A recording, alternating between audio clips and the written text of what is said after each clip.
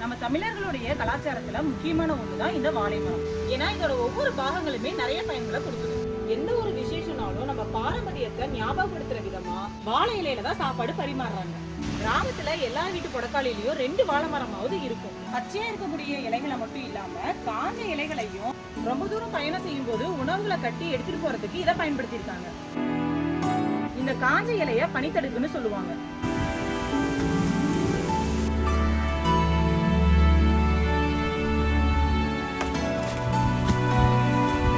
வாழை மரத்திலேயே நிறைய ரகங்கள் இருக்கு. அதுல எல்லா வகையான வாழைப்பூவையும் பயன்படுத்த மாட்டாங்க. கற்பூரவள்ளி, பூம்பூ இது ரெண்டும் மட்டும் தான் சமையலுக்கு பயன்படுத்துவாங்க.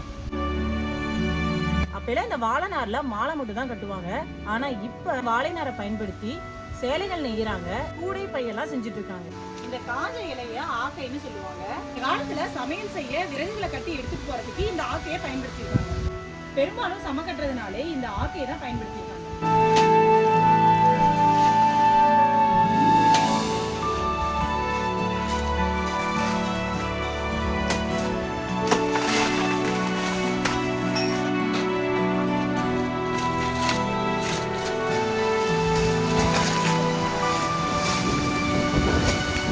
தார் ஈனுன பூவன் வாழை மரமா பார்த்து வெட்டி மேல இருக்கக்கூடிய பட்டையெல்லாம் உரிச்சு எடுத்துட்டு உள்ள இருக்கக்கூடிய தண்டை சமையலுக்கு பயன்படுத்திக்கலாம். மீத இருக்கிற அடிமரத்தை குடஞ்சி விட்டு வாழை இலையை போட்டு கட்டி வச்சிருவாங்க. விடியங்காத்தால வெறும் வயிற்றுல இந்த தண்ணியை குடிப்பாங்க. தண்டு எடுத்தது போக மீத இருக்கக்கூடிய பட்டையில தான் நிறைய விதமான கைவினை பொருட்கள்லாம் செய்யறாங்க.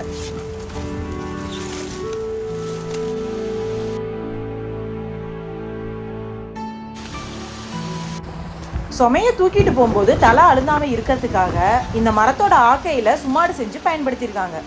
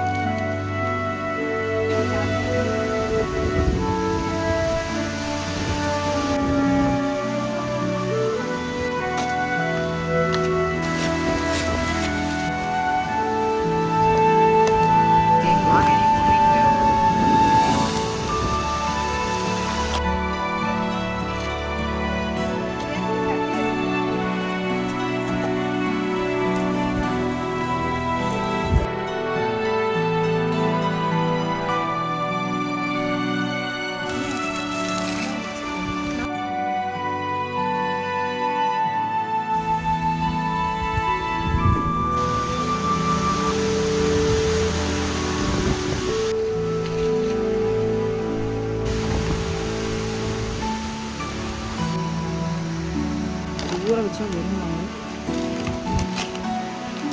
வெள்ளரி பழம் வாழைத்தண்டெல்லாம் கட்டி எடுத்துட்டு போறதுக்கு இந்த மட்டையை பயன்படுத்திட்டாங்க. அந்த காலத்துல விசேஷ வீடுகள்ல வாழைப்பழங்களை செரிமானத்துக்காக கொடுத்துருக்காங்க. அந்த காலத்துல இருந்து இந்த காலம் வரைக்கும் யாருக்காவது தீக்காயம் ஏற்பட்டுச்சுன்னா வாழை இலையில தான் படுக்க வைப்பாங்க. இந்த வாழைக்கண்ணு பாத்தீங்கன்னா ஒரு ஏக்கருக்கு 900 கண்ணுன்னு 6 அடி இடைவெளியில நடுவாங்க. அடுத்து வாழைத்தண்டுல இருந்து எடுத்த நாரை சேகரிச்சு அதை நல்லா திரிச்சு விளக்குகளுக்கு திரியா பயன்படுத்தியிருக்காங்க.